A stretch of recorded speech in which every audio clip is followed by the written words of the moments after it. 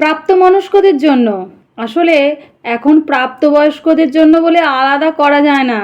যেটা আমাদের ছোটোবেলায় এ মার্কা বলে ছোটদের জন্য নিষিদ্ধ ছিল, এখন ছোট থেকে বড় সোশ্যাল মিডিয়ার দৌলতে সবাই প্রাপ্তমনস্ক। তাদের জন্যই লেখাটা। এক মহিলা টাওয়েল পরে নাচছে, তাতে মিলিয়ন মিলিয়ন ভিউজ, হাজার হাজার লাইক। অন্যদিকে ভালো কন্টেন্টে 500 ভিউজ, কোনো রকমে 150 লাইক। এটাই হয়ে গিয়েছে সোশ্যাল মিডিয়ার আসল চরিত্র।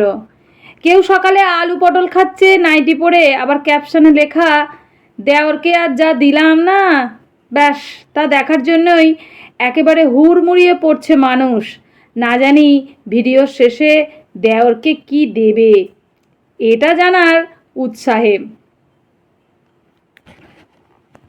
অন্যদিকে রবীন্দ্রনাথ বা নজরুলকে নিয়ে একটা কন্টেন্ট লিখুন, মুহূর্তের মধ্যে নাক বেঁকিয়ে এড়িয়ে যাবে ফলোয়ার্সরা। এইসব জ্ঞান দেখে কি হবে, কবিতা দেখে কি হবে? আসল ভালো লাগা আছে বৌদির নাইটিতে। এই জন্যই পাবলিক ডিমান্ড অনুযায়ী নাইটির কদর বাড়ছে। হুড়মুড়িয়ে নাইটি পরে পরে রিলস করতে নেমে পড়ছেন ছেলে মেয়ে নির্বিশেষে। ও বাবা, তাতেই আবার নাকি লক্ষ লক্ষ উপার্জনও হয়েছে। আর এই দেখে আর একদল ক্রিয়েটিভিটি বাড়াতে গামছা পরেই ভিডিও শুরু করে দিয়েছে।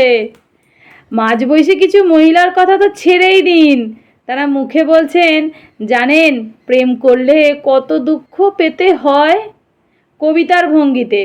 তবে এই বলাতে ভিউজ বাড়ছে না, এটাতে ক্রিয়েটিভিটিও নেই। আসল ব্যাপার হলো বক্ষ বিবেচিকার প্রদর্শন।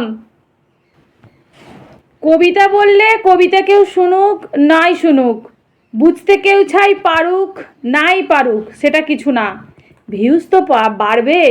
আসল ভিউজ বাড়বে তো বক্ষ বিভাজিকা, সায়ার কাপড় আর নাইটির গভীরতায়। অর্থাৎ নিজেদের চ্যানেল মনিটাইজেশনের চক্করে বোঝা গিয়েছিল গোটা দেশ আটকে রয়েছে বক্ষ বিভাজিকা, সায়ার কাপড় আর নাইটির গভীরতায়। দেখুন তো আমি কি পরে আছি।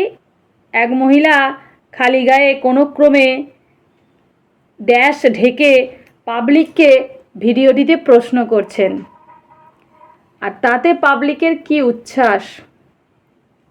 এর ভিউজ থেকেই এক ধাক্কায় সেই মাসের সংসারের টাকাটা উঠিয়ে নিয়েছে মহিলা। কি মনে হয়, এটাই সমাজ? এটাই কি আমাদের সংস্কৃতি? এইভাবে সারা জীবন পেট চালানো যায়? শিক্ষার মূল্য কি তাহলে ভুলে যাব আমরা? ভাগ্যিস রিলস থেকে আয় কমানো হয়েছে, না হলে আমার আপনার সন্তানকেও একদিন স্কুলে বসিয়ে শেখানো হতো পড়াশোনা করে লাভ নেই। পাবলিক অ্যাট্রাক্ট করতে বাপ, দেওর, কাকু বা শ্বশুরকে নিয়ে যেমন ওয়াল কন্টেন্ট বানানো যায়, এবার একটু নিজের রুচি বদলান, নইলে নতুন প্রজন্মকে আর কি শেখাবেন?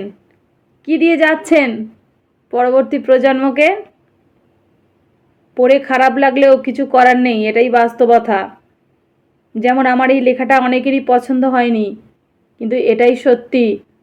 যারা সোশ্যাল মিডিয়ায় এসে নোংরামি করছে, তাদের থেকেও বেশি অপরাধ হচ্ছে এই নোংরামিটাকে প্রতিবাদ জানাচ্ছে। এটাই সত্যি, এটাই বাস্তব। নোংরামি করার থেকে নোংরামির প্রতিবাদ করাতে বেশি শাস্তি, এবং অনেকেই সেই শাস্তি পেয়েছে। মানুষকে বদলাতে হবে, যুগকে বদলাতে হবে, সমাজকে বদলাতে হবে। সবাই মিলে ভালো কন্টেন্ট, ভালো জিনিসের কদর নেই। সেটা আমি আমার নিজের 5 বছর সোশ্যাল মিডিয়ায় থেকে বুঝেছি। ভালো কবিতা পাঠ, ভালো মোটিভেশনাল বিভিন্ন রকম তোমরা পোয়েট্রি বা স্টোরি টেলিং যাই বলো না কেন, লোক দেখবে না। গামছা পরে ভিডিও করো, দেখবে। লোকের ইন্টারেস্টটা তাহলে কোথায়? তাহলে যে ভিডিও বানাচ্ছে তার দোষ, নাকি যারা তাদের ভিডিও দেখে তাদের এই যে ভিউজ বাড়িয়ে তাদের আয়টা বাড়াচ্ছে, দোষটা তাদের? দোষটা পাবলিকের। পাবলিক দেখছে তাই তারা করছে।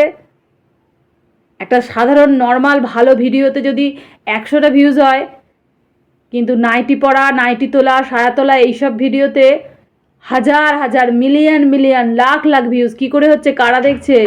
যারা দেখছে তারাই এটা করছে, তাদেরই দোষ মেনলি।